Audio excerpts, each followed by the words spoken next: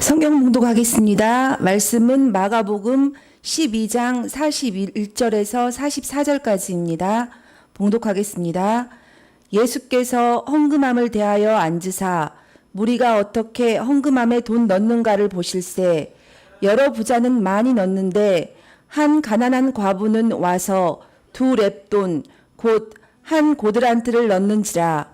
예수께서 제자들을 불러다가 이르시되 내가 진실로 너희에게 이르노니 이 가난한 과부는 헌금함에 넣는 모든 사람보다 많이 넣었도다. 그들은 다 그 풍족한 중에서 넣었거니와 이 과부는 그 가난한 중에서 자기의 모든 소유 곧 생활비 전부를 넣었느니라 하시니라. 아멘. 우리 하나님의 은혜와 평강이 여러 성도님들의 가정에 충만하시기를 바랍니다. 하나님을 믿는 사람들은 헌금을 잘 해야 합니다. 그래야 하나님의 주시는 복을 받을 수가 있습니다. 헌금을 잘한다고 하는 것은 어떤 것일까요? 헌금을 잘한다고 하는 것은 많이 드리는 것을 의미하는 것이 아닙니다. 헌금을 잘하기 위해서는 먼저 헌금이 무엇인가를 알아야 됩니다. 또 헌금하는 방법을 바르게 알아야 됩니다. 또 바른 마음으로 헌금을 해야 됩니다. 이런 것들을 잘 알고 헌금을 할 때 우리는 헌금을 잘 할 수가 있습니다. 헌금을 드리는데 헌금이 무엇인 줄 알아야 되고 헌금하는 방법도 알아야 되는가? 그냥 드리면 되지 않는가? 이런 생각을 할 수 있어요. 그렇지 않아요? 여러분, 남에게 선물을 해보신 적 있죠? 선물을 애써서 내 주머니에서 돈을 아껴서 돈 모아가지고 선물을 해놓고 선물을 해놓고도 욕먹는 경우가 있을 수 있어요. 헌금도 마찬가지. 하나님 앞에 바르게 헌금하지 않으면 하나님께서 기쁘게 생각하지 않으십니다. 그래서 저는 헌금에 대한 설교를 자주 하려고 그래요. 심지어 똑같은 설교를 할지라도 자주 반복해서 해야 되겠다 이런 생각을 하거든요. 왜 그러냐면 여러분들 머릿속에 헌금에 대한 이전에 알고 있었던 잘못된 생각, 좋은 것들뿐만 아니라 잘못된 헌금에 대한 관념들이 꽉 차 있어가지고 새로운 것으로 바꿔지질 않는단 말이죠. 그러면 하나님께 바른 헌금을 못할 수가 있죠. 그래서 자주 하려고 하는데 실제로는 잘 그렇게 안 되네요. 내가 설교한 것을 다 기록해 놓잖아요. 근데 내 기록에 의해서 보면 작년 6월 달에 재작년 2년이 넘었죠. 2년이 넘었는데 재작년 6월 달에 헌금에 대한 설교를 하고 그 후로는 못한 것 같아요. 근데 내가 이렇게 헌금에 대한 설교를 하고 다음에 성도님들한테 기회가 있어서 또 생각을 들어보면 바꿔지지 않은 경우가 많아요. 그래서 더 자주 말씀을 드려야 되겠다 그런 생각이 들어요. 오늘 우리가 마가복음을 공부하는데 오늘 우리가 공부해야 될 순서가 마치 이 가난한 과부의 2렙돈 헌금에 대한 이야기가 나오거든요. 그래서 이번 기회에 다시 한번 이 말씀을 드리려고 합니다. 지금 이 장면이 오늘 이 본문도 마찬가지예요. 예수께서 성전을 정화하신 그 다음날 있었던 일이에요. 그러니까 예수님이 성전을 깨끗하게 정화하신 다음에 이스라엘 종교 지도자들이 시비를 걸어와서 몇 차례 언쟁을 했죠. 그리고 그 사람들이 예수님한테 트집을 잡지 못하고 그들은 물러가고 말았어요. 물러갔어요. 그러니까 성경 한번 봐보세요. 12장 35절을 한번 봐보세요. 마가복음 12장 35절 그리고 38절 두 단락이 이제 우리가 건너뛰어 왔는데 이 35절 단락하고 38절 단락에 보면 예수께서 이 언쟁이 끝난 다음에 예수께서 거기 모인 사람들을 향해서 가르치십니다. 뭘 가르치시냐면 이스라엘 종교 지도자들의 잘못된 신앙 이것을 아주 직접적으로 비판을 하셔요. 직접적으로 비판을 하시면서 그렇게 하면 안 된다고 가르치시거든요. 그리고 이제 그걸 가르치신 다음에 35절, 38절 두 단락에서 이걸 가르치신 다음에 예수께서 제자들을 데리고 성전 안에 다른 곳으로 자리를 옮기셨어요. 다 옮겨가셨어요. 근데 그것이 어디였냐면 여전히 성전 안에 아니에요. 성전 안에서 헌금함이 잘 보이는 그곳이었어요. 그것을 앉으셨어요. 그래가지고 예수께서 사람들이 헌금하는 모습을 보고 계셨다고요. 제자들하고 함께. 그럴 때 거기서 두 종류의 사람, 아주 대조적인 두 종류의 사람이 딱 나타났어요. 첫째는 부자들이 헌금하는 거예요. 부자들이 헌금하는 모습이에요. 오늘 본문에는 자세하게 설명이 되어 있지 않지만 부자들이 어떻게 헌금했을까요? 지금은 그렇게 헌금한 사람이 있으면 욕먹습니다. 근데 옛날에 이 시대에는 헌금을 하는 사람이 자랑스럽게 헌금을 했다고요. 헌금함에다 헌금을 넣어요. 근데 그 시대 돈이 어떤 돈이겠어요? 지폐가 없어요. 동전이나 은전, 금전 이런 거예요. 그러니까 헌금함에 이렇게 떨어뜨릴 때 어찌겠어요? 절그렁 소리가 나겠죠. 그렇게 부자들은 많은 헌금을 갖다가 이렇게 넣으면서 쩔그렁 이렇게 헌금을 넣었을 거예요. 그리고 헌금을 넣는 그 소리가 꽤 멀리까지 들렸을 거예요. 그래서 이 부자들은 자랑스럽게 보란듯이 그렇게 헌금을 했지요. 그럴 수 있을까? 지금은 지폐를 헌금하니까 그렇지 않은데요. 전에 내가 젊었을 때 다녔던 교회에는 헌금한 바닥에다가 스펀지를 그때 흔하지 않았고 솜을 넣어가지고 방석처럼 조그마한 방석까지 만들어가지고 바닥에다 놨어요. 헌금 쩔그렁 안 하도록. 지금은 그럴 필요는 없죠. 근데 그 시대에는 안 그랬다고요. 왜냐하면 이게 일반적인 현상이었어요. 쩔그렁 이렇게 헌금하는 일반적인 현상이었어요. 그 부자들이 자랑스럽게 가슴을 펴고 탁 이렇게 헌금을 했다. 그리고 이어서 어떤 가난한 과부가 두 렙돈, 한 고드란트라고 되어 있죠. 두 렙돈, 한 고드란트. 렙돈은 이스라엘의 화폐 단위고 고드란트는 로마의 화폐 단위예요. 그러니까 마가가 이 복음서를 쓰면서 로마 사람들, 로마 문화권에 있는 사람들도 쉽게 알아먹을 수 있도록 고드란트라고 저렇게 같이 써 넣은 거예요. 가난한 과부가 두 렙돈을 헌금함에다 넣는 것이 보였던데요. 우리 성경에는 가난한 과부라고 이렇게 번역되어 있지 않습니까? 근데 이 성경 원어의 표현을 보면 이 사람이 가난해도 얼마나 가난하냐면 남에게 구걸을 해야 될 정도로 가난한 사람이었다 그랬어요. 거의 거지죠. 구걸을 해야 될 정도로 가난한 사람이요. 그런 단어를 썼어요. 그리고 이 넵돈이라는 이 화폐 가치는 가장 작은 화폐 단위였다. 가장 작은 화폐 단위. 그러니까 그 당시에 노동자의 하루 품삯의 100분의 1에 해당하는 가치였다고 해요. 100분의 1. 그러니까 오늘날 그 노동자들의 하루 일당이 10만 원이 못 돼요. 숙련공들은 10만 원이 넘게 받지만 10만 원이라고 하더라도 이 넵돈은 오늘날 1,000원의 가치도 못 된다는 거예요. 1,000원의 가치도 못 돼요.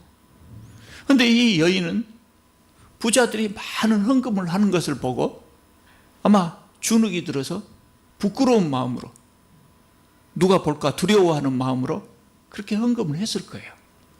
그런데 예수께서 그것을 보시고 43절에 말씀하셔요. 예수께서 뭐라고 말씀하십니까? 내가 진실로 너희에게 이르노니 이 가난한 과부는 헌금함에 넣는 모든 사람보다 많이 넣었도다 그랬어요.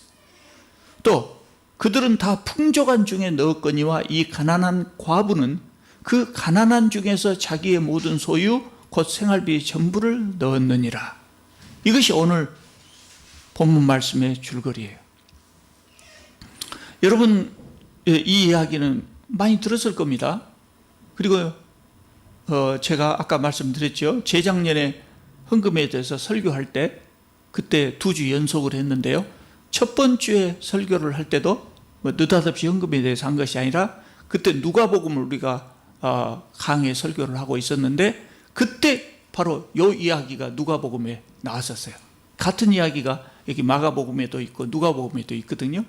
그래서 이 이야기를 주제로 또 제목도 두 렙돈의 헌금이라는 똑같은 제목으로 제가 말씀을 드렸어요. 제가 그때도 말씀드렸지만 이 본문의 말씀은요, 많이 오용되고 있어요. 많이 오용되고 있어요. 아마 여러분들도 이 말씀의 정확한 의미를 잘 기억하지 못하고 있을 수도 있어요. 주로 어떻게 생각을 하냐면 이런 겁니다. 이 여인은 정말 가난했지만 자신이 가진 돈 전부를 헌금했다. 그래서 예수님의 칭찬을 받았다. 그러므로 우리는 아무리 어려워도 이 과부처럼 헌금을 해야 된다. 이렇게 많이 생각한다. 여러분이 신앙생활 오래 하셨다면 적어도 한 번 이상은 이런 설교를 들었을 거예요. 근데요, 오늘 이 말씀, 예수께서 하신 이 말씀의 의미는 그게 아니에요. 그게 아니에요. 이 말씀을 제대로 이해를 못하기 때문에 헌금을 바르게 하지 못한다고요. 헌금을 바르게 하지 못해요. 그래서 우리는 이 말씀의 의미를, 참된 의미를 잘 알아야 된다는 거예요. 첫 번째로 우리가 생각해 봐야 될 점은 뭐냐면, 예수께서 이 말씀을 하신 의도가 뭐냐 이거예요. 예수께서 왜 이 말씀을 하셨을 것 같아요? 여러 가지 의도가 있지만 압축해서 이야기하자면, 예수님이 이 여인을 칭찬하신 것이냐 아니냐 이거예요. 예수께서 이 말씀하신 것을 이 여인을 칭찬하시려는 의도로 하신 거냐 그 말이에요. 그건 아니다. 얼른 읽어보면 예수께서 이 여인을 칭찬하신 것 같아요. 이 가난한 여인이 다른 사람보다 많이 내었도다. 정말 잘했다. 얼른 읽어보면 그렇게 칭찬하신 것 같아요. 그러나 전후 문맥을 읽어보면 그것이 아니에요. 그게 아니에요. 그래서 우리는 이 말씀을 자세하게 공부해 볼 필요가 있단 말이죠. 그러면 왜 어떤 의도로 이 말씀하셨느냐? 잘 들으세요. 어떤 의도로 말씀하셨냐? 가난한 사람들을 착취하면서도 의인인 척하는 종교 지도자들 있잖아요. 의인인 척하는 종교 지도자들. 또 그렇게 착취한 재물을 보란듯이 헌금하는 부자들, 그런 사람들을 비난하시기 위해서 이 말씀을 하신 것이다 그 말이에요.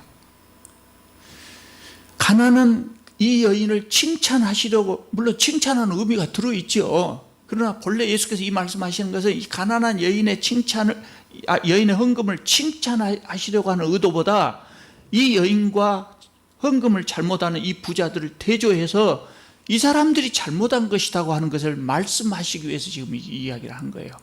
이거는 가난한 여인에 대한 칭찬이 아니라 사실은 잘못 헌금을 하고 있는 부자들에 대한 비난의 말씀이었다고 말입니다. 이스라엘의 종교 지도자들은 우리가 이 앞에 지금 쭉 봐왔잖아요. 예수께서 성전 정화하신 다음에 일어난 사건들을 다 보고 있었잖아요. 예수께서 왜 성전에서 상인들을 다 쫓아내셨습니까? 그 종교 지도자들이 못된 상인들하고 결탁해서 백성들을 착취하고 있었단 말이죠. 그러니까 예수께서 뭐라고 말씀하세요? 이 성전이 강도의 소굴이 되었다 탄식하셨어요.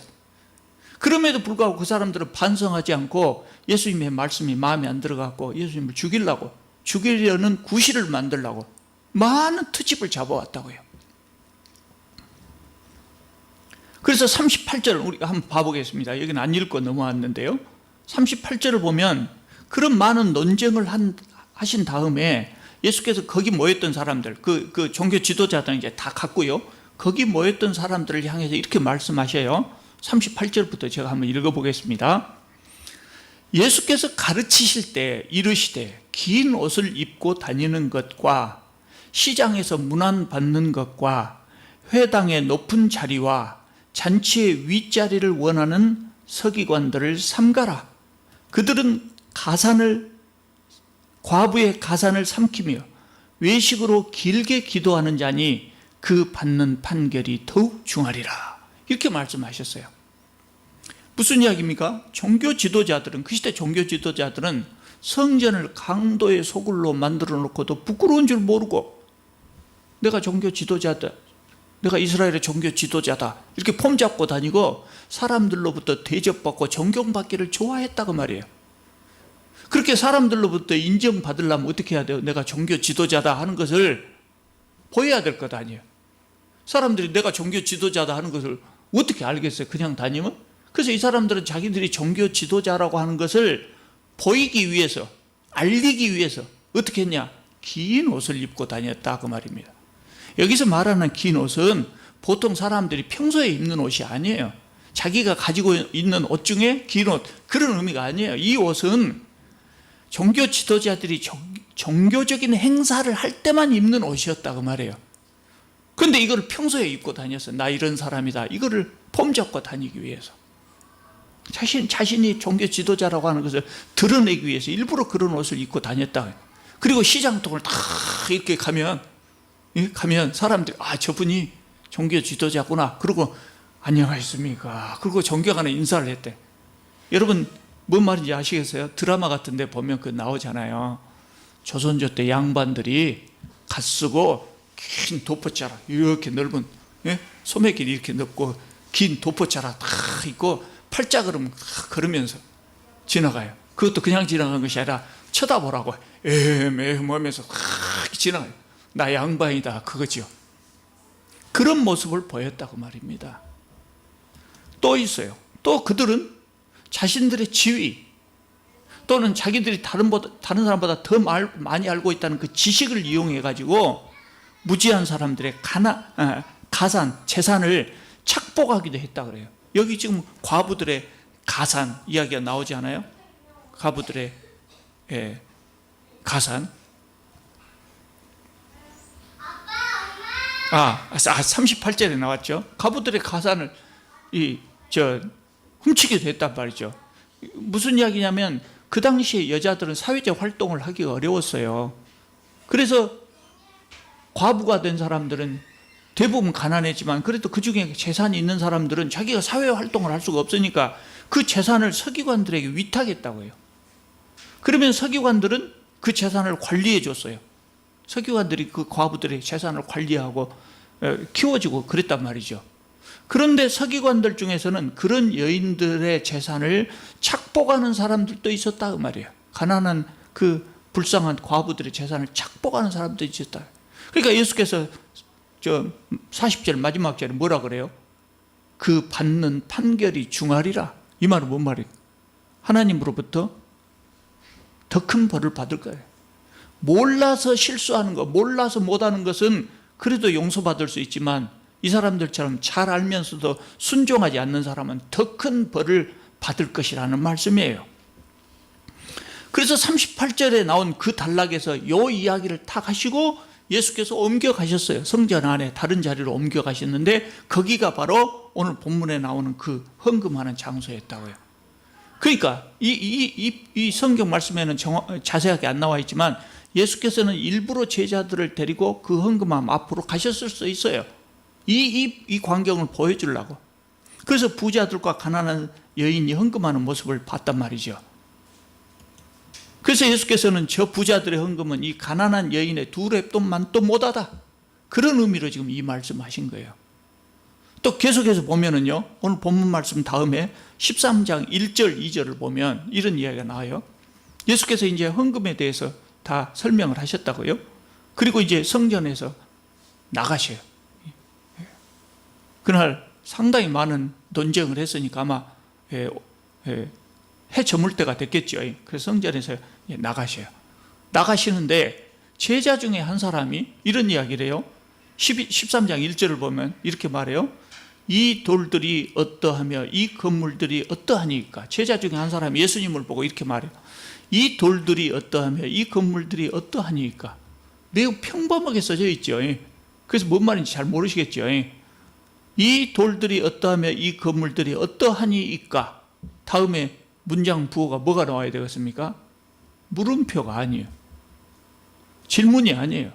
감탄사예요. 감탄사. 느낌표가 와야 돼요. 그러니까 이 말은 우리 성경은 점잖게 이렇게 표현했지만 이 말은 뭔 말이냐면 아이고 예수님 이 성전 건물 좀 보십시오. 엄청나네요. 정말 아름답네요. 이 건물 쌓아놓은 돌들 좀 보십시오. 어마어마합니다. 이렇게 놀라는 의미예요. 그 시대 성전 헤롯이 지은 성전이잖아요. 그런데 이 성전은 당시로 진짜 엄청난 건물이었다고 합니다. 그래서 전에 오는 말이 헤롯이 지은 성전을 보지 않고는 아름다운 건물에 대해서 논하지를 말라, 이렇게 이야기할 정도였다고 합니다. 그건 뭐 얼마나 어마어마했겠어요.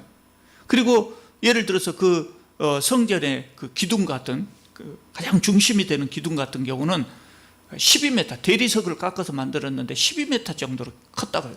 12m면 3층 건물입니다. 3층 건물 쪽으로 큰 이렇게 기둥이 있었는데 그 기둥이 하나의 돌을 깎아서 만들었다 그래요. 여러 개의 돌로 이은 것이 하나의 돌로 깎아서 만들었다. 또 있어요.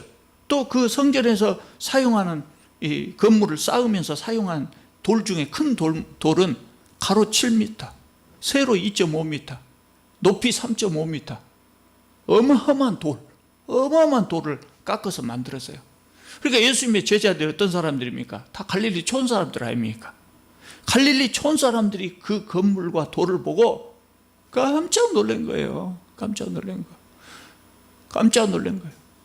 그래서 제자 중 한 사람이 그렇게 말한 겁니다. 예수님이 정말 어마어마하네요. 그게 예수께서 뭐라고 대답하셔요? 13장 2절을 보면 정말 좋다, 이렇게 말씀 안 하셔요. 예수께서 이르시되 네가 이 큰 건물을 보느냐? 돌 하나도 돌 위에 남지 않고 다 무너뜨려지리라. 아니, 그 건물 참 좋습니다 하고 감탄하고 있는데 찬물을 쫙 시끄러버려요. 예수님이 왜 저주의 말씀하셔요? 왜 그러셨을까요? 이런 의미입니다. 종교 지도자들이 못된 상인들과 결탁해서 백성들을 수탈하고 있는 그 성전, 그래서 강도의 소굴이 된 그 성전, 가난한 과부들의 재산까지 삼키는 서기관들, 마지막 남은 생활비 요 2렙돈까지 바치게 하는 그 성전, 그런 성전은 더 이상 가치가 없다는 겁니다. 더 이상 가치가 없다는 거예요. 그래서 무너지고 말 것이라는 말씀이에요. 오늘 본문은 그런 상황에서 나온 말씀입니다. 그런 상황에서. 그러니까 이 가난한 여인은 헌금함에 넣는 모든 사람보다 많이 넣었다라고 하는 말씀은, 예수님 말씀은 이 과부를 칭찬하시려는 의도보다 옆에 잘못 헌금한 사람을 비난하는 그런 말씀이었어요. 그렇게 하면 안 된다는 말씀이죠. 그러니까 다시 말해서 이 여인이 헌금하는 것이 우리가 본받아야 될 헌금의 모델은 아니다는 말씀이에요. 그럼 두 번째로 우리가 생각해야 될 것, 이 여인의 헌금한 것을 보고 우리도 역시 이렇게 해야 되는가, 즉 우리가 아무리 가난해도 우리는 헌금을 해야 되는가 하는 의미입니다. 물론 아주 가난한 사람이라도 자발적으로 헌금할 수는 있어요. 내가 정말 가난해갖고 겨우 밥 먹고 살지만 그래도 하나님이 밥이라도 먹고 살게 해주신 것에 감사하고, 세상에는 나보다 더 어려운 사람들이 많으니 내가 밥 한 끼 굶자, 그리고 요 한 끼 먹을 돈 모아서 더 가난한 사람을 위해서 헌금해야 되겠다, 이런 마음으로 헌금한다면 그것은 대단히 귀한 헌금이죠. 이 과부가 했던 2렙돈의 헌금만큼 정말 귀한 헌금이죠. 그러지만 본인은 그렇게 스스로 내가 해야 되겠다, 이것은 오케이, 그건 좋은 일이에요. 그러나 하루 벌어서 하루 먹고 사는 사람들에게 이 여인을 본받아라, 그래서 아무리 가난해도 헌금해야 된다, 이 여인처럼, 이 여인은 전 재산도 바쳤지 않냐, 그러니 아무리 가난해도 11조 해라, 이렇게 말한다면 그것은 잘못된 것이다 그 말. 그건 잘못 가르치는 것이다 그 말이에요. 여러분, 교회 중에는 그런 교회가 있잖아요. 건물이 엄청 화롭고 1년 예산은 수백억이 넘고, 그런데 목사는 교회에서 엄청난 생활비를 받으면서 보통 사람들이 생각할 수도 없는 비싼 승용차를 타고 다녀요. 여러분, 나 그런 목사님 한번 본 적 있어요. 그 큰 예배당 있는 교회를 한번 간 적이 있거든요. 그런데 예배당 한쪽에 멋진 승용차가 있더라고요. 처음 본 승용차였어요. 이게 뭐인지도 모르겠어요. 내가 이렇게 마크도 뭐인지 모르겠어요. 그런데 내 옆에 그때 같이 갔던 어떤 분이 나한테 이야기를 하더라고요. 목사님, 이 자동차가 얼마짜리인지 아십니까? 당연히 내가 모른다 그랬죠. 그랬더니 하시는 말씀이, 이 자동차에 끼워져 있는 바퀴 4개, 바퀴 4개 값만 해도 그랜저 값보다 더 비쌉니다 그래요. 엄청난 생활비 받으면서 보통 사람들은 생각할 수 없는 비싼 승용차를 타고 넓은 아파트에서 호화롭게 생활하면서 가난한 성도들에게 아무리 힘들어도 이 과부처럼 헌금해야 된다, 이렇게 가르친다면 하나님께서 그 교회를 뭐라고 하시겠습니까? 잘한다 하시겠습니까? 지금도 많은 목사들이 가난한 사람들에게 관심도 없으면서 예배당을 크고 아름답게 짓는 것, 그것에 총력을 다하고 있는 그런 교회가 있어요. 그래서 우리나라에 정말 입이 떡 벌어질 정도로 엄청나게 크고 아름다운 예배당 있잖아요. 여러 개 있잖아요. 여러 개. 근데 그 중에는 목사의 부도덕성이나 이 불법 때문에 지금도 매스컴에 오르내리고 있는 교회가 있어요. 그 사람은 어마어마한 예배당을 지어놨기 때문에 하나님께서 자기를 칭찬해 주실 거라고 생각할지 모르지만 나는 걱정돼요. 예수께서 이 땅에 다시 오신다면 그 교회 그 예배당을 보고 과연 뭐라고 하실까? 강도의 소굴이라고 말씀하지 않으실까? 겁이 나는 겁니다. 여러분, 어떤 사람이 이렇게 말하기도 해요. 가난한 사람들에게까지 헌금하라고 하는 것은 좋지 않지 않냐, 이렇게 말하면 반론을 제기할 사람도 있어요. 엘리야는 그러지 않았다. 엘리야, 구약에 나오는 위대한 선지자 엘리야 있지 않습니까? 엘리야 선지자가 저 북쪽으로, 아방을 피해서 저 북쪽으로 도망갔는데, 이방 땅으로 도망갔는데, 거기에 그 지역의 과부에게 가가지고 마지막 남은 빵 한 조각을 주라고 했거든요. 그 과부가 남은 곡식을 봤더니 겨우 빵 하나 만들면 맞을 정도의 밀가루가 남았어요. 그래서 이제 더 이상 먹을 것이 없으니 이걸 만들어 가지고 내 불쌍한 아들 먹이고 그러고 이제 죽는 수밖에 없다, 이러고 있는데 엘리야가 와갖고 빵 한 조각 있습니까? 그거 놔주시오 그랬단 말이에요. 그래 엘리야가 먹었어요. 그때 어떻게 했어요? 그때 하나님께서 그 밀가루 그 항아리를 가득 채워주시고, 퍼먹어도 계속해서 퍼서 먹어도 채워주시고 또 채워주셨다, 그런 이야기예요. 그러니까 가난한 사람들이 헌금하면 주머니 다 털어서 헌금해도 하나님께 다 채워주신다는 거예요. 엘리야가 그러지 않았냐는 거예요. 그럴듯하지요. 그러나 여러분, 엘리야가 이 여인에게 빵 한 조각을 달라고 한 것은, 엘리야는 알아요. 하나님께서 자신을 그곳으로 보내셨기 때문에 엘리야가 그 과부가 엘리야에게 그걸 빵을 엘리야에게 주면 하나님께서 계속해서 양식을 공급해 주신다는 것을 알아요. 알기 때문에 주라고 한 거예요. 이게 하나님이 주실지 안 주실지 모르겠다, 막연히 하나님께서 복 주실 것이다, 이것만 생각하고 그 어린아이 먹이고 죽으려고 한 그 마지막 남은 빵 한 쪼가리를 엘리야가 가서 놔주시오 하고 먹었다면 엘리야는 철면피지요. 그런 이상한 사람 어디가 있겠어요. 그러나 엘리야는 알았기 때문에 주라고 한 거예요. 그러니까 이 상황은 특수한 상황이에요. 이걸 일반화하면 안 돼요. 이 사렙다 과부의 이야기를 일반화해가지고 여러분 중에 가난한 사람이 있는데 내가 배가 고파서 그 집에 갔더니 밥 한 그릇 남았어. 그 아들을 먹이고 이제 돈 없으니까 굶어 죽어야 되겠다 하고 있는데 집사님 그 밥 놔주시오. 나는 목사니까 목사를 먹이면 하나님께서 복 주실 것이요 하고 내가 그놈 뺏어서 먹은다면 그것이 정상적인 사람이냐, 그 말이에요. 그래서 이거는 특수한 상황을 일반화시키면 안 된다는 거예요. 그러니까 가난한 사람들에게는 아무리 가난해도 헌금하시오 라고 하기보다 힘들면 교회에서 구제금 받아서 쓰시오, 그리고 드리는 것이 맞다고 말이에요. 세 번째로, 오늘 이 본문에 나오는 이 여인처럼 우리는 교회의 전 재산을 다 바쳐야 하냐, 그 말이에요.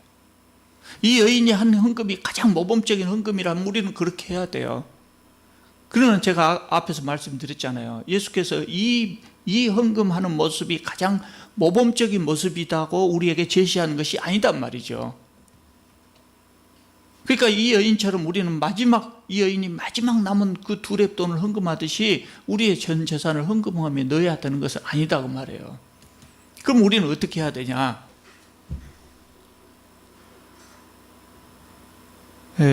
첫째로 알아야 될 것은 뭐냐면, 아까 내가 헌금을 잘하는 방법 이야기했잖아요.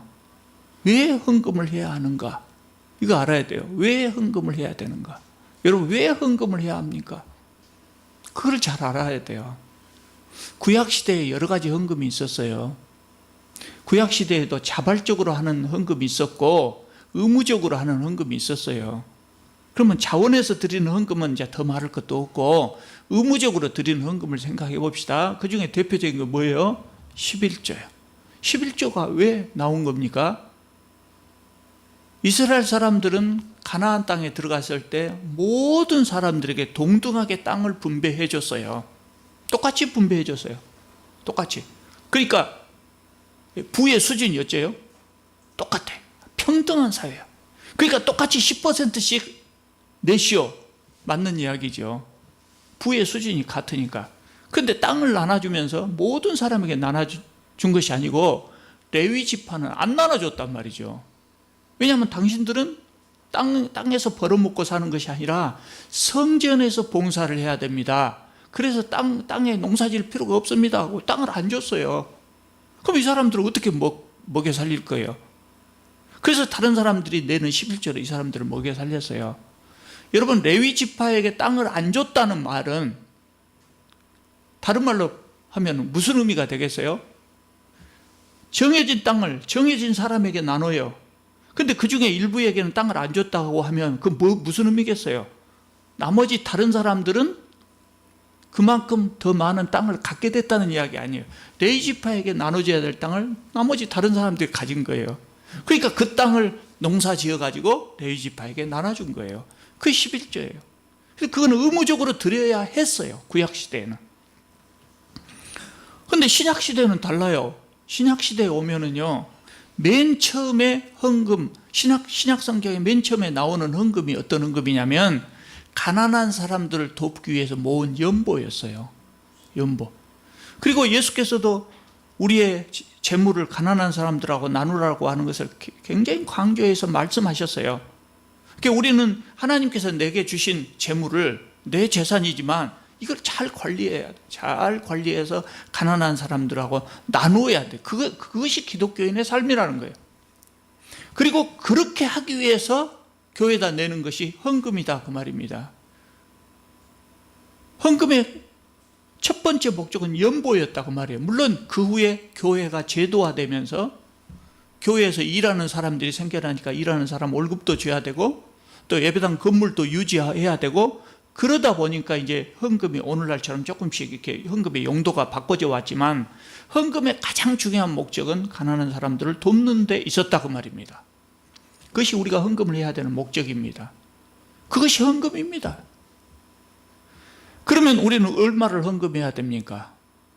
고린도후서 9장 7절을 기억하세요. 외우세요. 고린도후서 9장 7절 외우세요. 내가 이제 설교 끝나고 한번 물어볼 겁니다. 고린도후서 9장 7절에 보면 사도 바울이 이렇게 가르쳤어요. 헌금을 어떻게 하라 했냐면 각각 그 마음에 정한 대로 하라 그랬어요. 각각 그 마음에 정한 대로 하라. 그러니까 헌금의 기준은 교회에서 목사나 장로가 정해주는 것이 아니고 또 교회에서 정한 기준대로 하는 것이 아니고 어떻게 해요? 헌금을 하는 사람이 자기 사정에 맞춰서 스스로 정하라는 거예요. 스스로 정하라. 왜 그러겠습니까? 아까 이스라엘은 10%씩 다 내라고 했어요. 왜 10%씩 내요? 다 10%씩 내라고 해도 정당해요. 왜냐? 부의 수준이 같아. 땅을 똑같이 나눴으니까. 그런데 오늘 우리 시대에 사는 사람들은 사람마다 헌금할 수 있는 능력이 다르단 말이에요. 어떻게 달라요? 어떤 사람은 번 돈을 다 생활비에 다 써도 모자래. 가난해서 다 써도 모자래. 그게 날마다 마이너스죠. 매월 번 돈이 마이너스예요.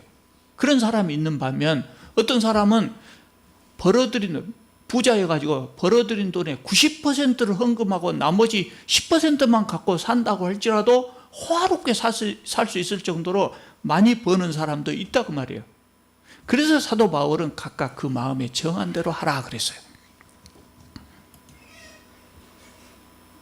근데 중요한 것은요, 각각 그 마음에 정한 대로 하라 그러면 어떤 핑계가 생기겠습니까? 헌금을 하기 싫은 핑계를 이것으로 댈 수도 있어요. 그러면 어째요? 그 사람은 복이 없는 사람이에요. 이걸 조심해야 돼요. 이거 조심해야 돼요. 각각 그 마음에 정한 대로 하라고 했지만 안 내도 되구나 그렇게 생각하는 것은 복이 없는 사람이에요. 왜냐하면 가난한 사람들하고 우리 옆에 밥을 못 먹는 사람들이 있기 때문이죠. 그래서 사도 바울은 각각 그 마음에 정한 대로 하라 그 말씀만 한 것이 아니고 또 있어요. 또 뭐라고 했어요? 인색함으로 하지 말라 그랬어요. 인색함으로 하지 말라. 이것이 헌금의 하한선이에요. 하한선. 적어도 얼마까지 해야 될 거냐? 인색함으로 하지 말라. 그것이 하한선이에요. 여러분 대부분 사람들이 그렇게 생각합니다. 내가 열심히 힘들어서 벌었으니 내가 번 돈은 내 것이다. 내 마음대로 써도 된다. 이렇게 생각해요. 근데 그것은 비신앙적인 생각이라고요. 왜냐하면 내가 벌었지만 하나님께서 나에게 재물을 얻을 수 있는 능력을 주셨다고 말이에요. 하나님께서 그 돈을 벌 수 있는 능력을 주셨기 때문에 우리는 하나님의 뜻에 맞게 사용해야 돼요. 하나님의 뜻은 뭐냐? 가난한 사람들하고 나누라는 거예요. 그래서 우리는 가능한 한 많은 재물을 가난한 사람들하고 나누어야 한다. 그것이 우리가 헌금을 하는 이유예요. 많을수록 좋다고 했지만 또 상한선이 있어요. 상한선. 9장 7절에 또 무슨 이야기가 나와요? 억지로 하지 말라. 억지로 하지 말라. 그것이 상한선이에요. 여러분 헌금을 억지로 하지 말라고 그래도요, 나도 모르게 눈치가 빠져요. 나도 내가 우리 교회에서 차지하는 위치가 있는데 나도 어느 정도는 헌금해야 되지 않을까? 내가 권사인데, 내가 장로인데 남보다 적게 하면 사람들이 욕하지 않을까? 그런 생각이 들게 마련이에요. 그래서 눈치를 봐가면서 헌금을 하기도 하거든요. 그런데요, 이렇게 남을 의식해서 하는 헌금은 이미 헌금이 아니에요. 그것은 이미 헌금이 아니에요. 그래서 가장 중요한 것은 성도들보다 남의 눈치 봐서 헌금하지 마시오. 그러기보다는 성도들이 헌금할 때 남의 눈치를 보지 않아도 되도록 교회가 제도를 마련해야 된다고 나는 생각해요. 나는 굉장히 늦게 목사가 됐잖아요. 50에서 목사가 됐어요. 그러니까 50년, 그 이전에 50년 세월을 일반 성도로 살았어요. 집사로, 장로로 그렇게 살았어요. 그러면서 내가 아주 가슴 깊게 느낀 것이 그거였어요. 헌금을 할 때 하나님하고 나하고 관계에서 딱 정할 수 있도록 하는 것이 가장 좋다. 남의 눈치를 보면 안 된다. 그럼 그렇게 하려면 어떻게 해야 되겠냐? 어떻게 해야 돼요? 그것이 무기명 헌금이에요. 무기명 헌금. 무기명 헌금이 반드시 모든 것이 다 옳은 헌금은 아니라고 나도 인정해요. 그러나 이것이 성도들에게 바른 헌금을 하는 좋은 방법이겠다 생각해서 무기명 헌금을 한 거예요. 자, 오늘 헌금에 대해서 몇 가지 중요한 것 말씀드렸습니다. 잘 기억하시고 잘 적용하셔야 돼요. 그래서 헌금으로부터 자유스러워지시기 바랍니다. 헌금에 자유로워야 돼요. 의무가 하나님에 대한 교회에 대한 의무가 어쩔 수 없이 해야 돼. 그런 생각 가질 필요 없어요. 헌금에 대해서 자유함을 누리시기 바랍니다. 중요한 것은 뭐냐? 가장 중요한 것, 헌금을 얼마나 하는 것보다 헌금을 얼마나 하느냐, 이것보다 더 중요한 것이 뭐 있어요? 그게 뭐냐면 하나님을 얼마나 사랑하느냐, 이웃을 얼마나 사랑하느냐, 그거예요. 그러니까 우리가 하나님을 정말 전심으로 사랑하고 그리고 이웃을 진심으로 사랑하는 마음으로 내가 헌금을 했다면 그것이 얼마가 됐든지 그 헌금은 잘한 헌금이다, 그 말이에요. 아까 내가 서두에 말했죠. 헌금을 잘해야 복 받는다, 그 말씀 드렸죠. 우리가 전심으로 하나님을 사랑하고 이웃을 진심으로 사랑하는 마음으로 헌금을 했다면, 평소에 그런 마음을 갖고 헌금을 했다면 그것은 얼마가 되든지 자기 소득의 몇 퍼센트가 되든지 크든지 적든지 그것은 헌금을 잘한 것이다 그 말이에요. 그렇게 헌금을 해야 복을 받는 것이죠. 여러분, 이제 앞으로는 우리가 헌금에서 자유함을 얻고 또 돈보다 하나님을 더 사랑할 수 있기를 바랍니다. 기도하겠습니다. 거룩하신 우리 하나님, 주님 은혜 참으로 감사합니다. 주님께서 저희들을 주님 자녀로 삼아주시고 또 세상에 살아가는 데 필요한 수만 가지 것들을 때를 따라서 공급하여 주시고 채워주셔서 참으로 감사드립니다. 주님, 우리 주변에 많은 이웃들이 밥을 먹지 못하는 이웃들이 많이 있는데 주님께서 저희들을 사랑하시듯이 저희들도 그 마음으로 이웃을 바라볼 수 있게 하여 주시옵소서. 이웃과 나눌 수 있는 그런 믿음과 또 사랑과 또 능력을 저희들에게 허락하여 주시옵소서. 우리가 살아가면서 우리의 손님들에게 잘 대접할 수 있도록 주님 저희들에게 함께하여 주시옵소서. 예수님의 이름으로 기도하옵나이다. 아멘.